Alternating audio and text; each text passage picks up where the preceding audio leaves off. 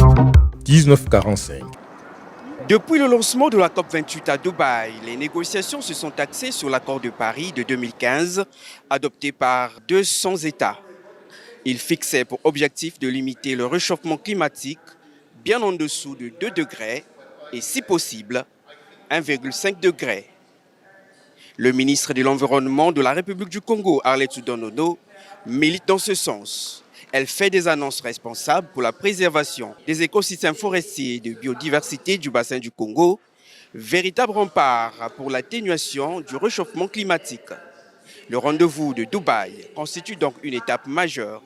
C'est pour cela que le bilan mondial marque l'occasion d'inscrire noir sur blanc la responsabilité des pays riches dans le retard pris aujourd'hui, car ils n'ont pas respecté leurs engagements. L'accord de Paris qui pose depuis 2015 les bases de négociations climatiques prévoit de faire à partir de 2023, puis tous les 5 ans, le bilan des efforts accomplis depuis pour réduire les émissions de gaz à effet de serre.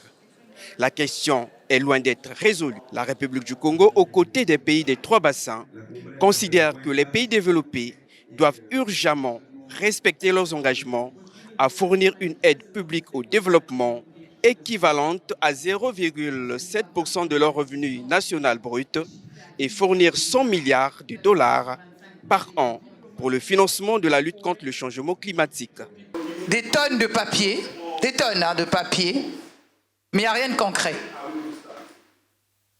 Des solutions diverses et variées, des problèmes qui s'ajoutent, une quantification de problèmes comme ça que l'on pourrait avoir listés, qui sont sus, qui sont connus, il n'y a rien de nouveau.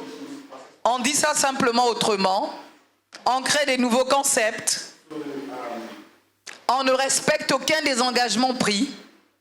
2009, 100 milliards de dollars pour les pays du Sud, rien. La liste elle est longue, hein? Brazzaville a les solutions qui ont été listées. Les États souverainement ont des plans d'investissement. Le bassin du Congo, dans sa structuration en commission climatique, a un plan d'investissement chiffré 10 milliards d'investissement. Le besoin est identifié.